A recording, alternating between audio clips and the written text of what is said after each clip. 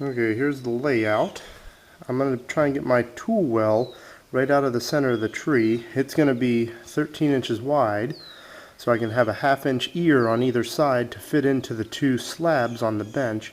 And I'm going to see if I can also get my 2 rails out of this as well for the lower shelf.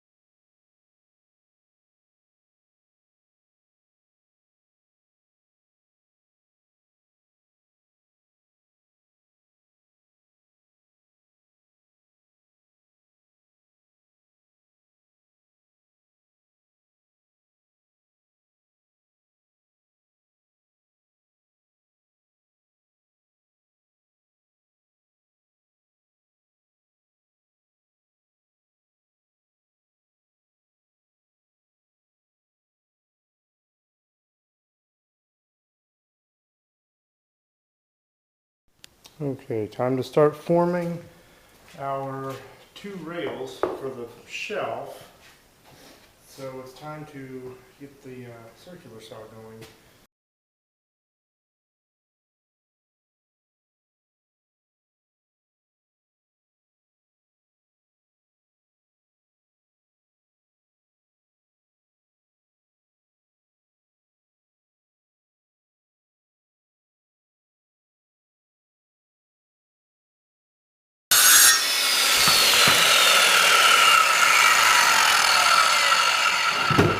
There it is. This scrap.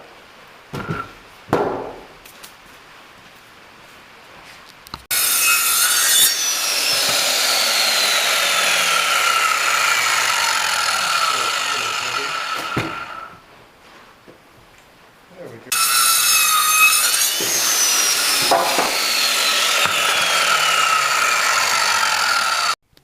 Okay, given the imperfect wood, we have a little bit of a ridge here. You can probably see it. So I'm going to have to take it down with the hand plane.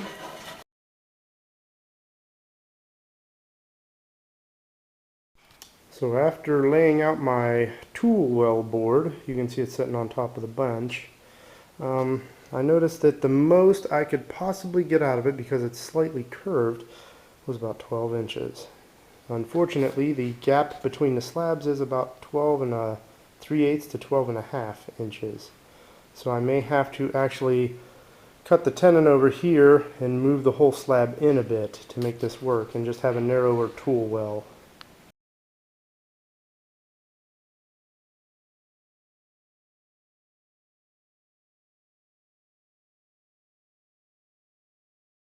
Now my original idea was to cut a dado in here and cut a groove in here. That way this would fit into this, and do likewise over here. But being that it's not even wide enough, the only thing I can do is cut this tenon a little bit further back so that this whole slab will move over a little bit. That way it'll narrow up this gap to the point where I can put a couple grooves down here and some dados on the bottom of that. That way, as the wood shrinks, you're not going to see it because it'll be covered by the grooves and dados. So I've cracked the bench apart and removed the rails that were going between the legs, and I have one of them set up over here, and I already have it marked to remove 1 3/16 inch amount of wood, and I'm hoping that'll be enough to bring my tool well to about 11 inches wide. Okay, let's see if we can break off a bunch of this. I'm going to come up a little bit from the where it bottomed out. There we go.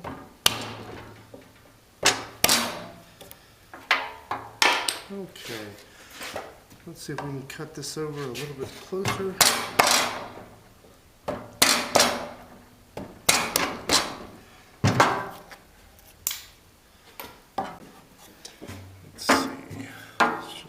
remove those two.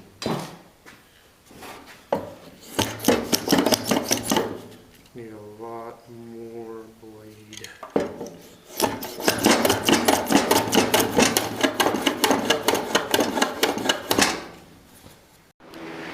Now it is time to cut the tongue into our tool well board. So I've got the blade set 1/2 inch away from the fence, 1/2 inch tall. And I'm going to reference from the top surface so that I can have a nice 1/2 inch by 1/2 inch tongue.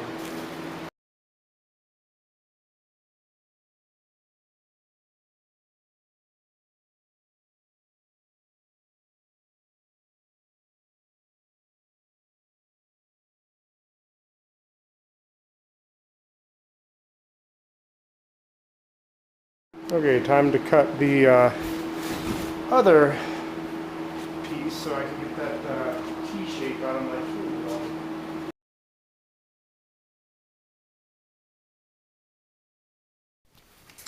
Okay, here you can see we have our tongues cut, and I have it pressed in here between the two slabs. So the next step is to grab a pencil and start scribing a line into each slab so that I know where to put the grooves, and I'll do this top and bottom if I can reach it. I have my lines all marked out, and I have the circular saw set for just over 1/2 inch deep, so I'm going to just freehand this all the way down because my board wasn't exactly straight, so these lines won't be either. So I'm just going to follow the lines that were drawn from the board itself and then see if it fits together.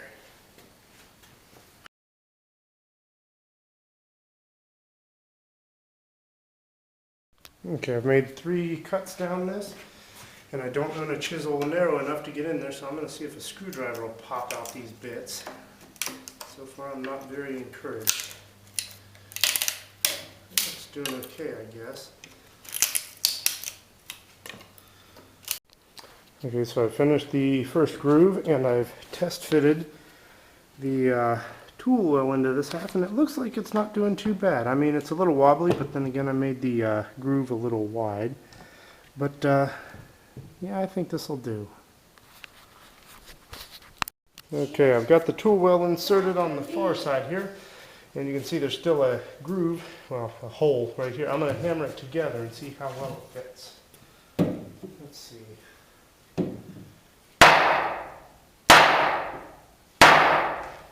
The other side a little bit. Oh, the outside's slipping together already.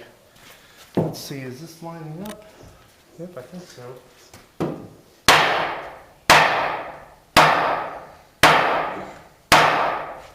Okay, that tenon's almost flush. That tenon is flush. And there we have it. The tool well is installed. So as the tool well shrinks, it should pull in those 2 little tongues I left on it, and you should still see no hole.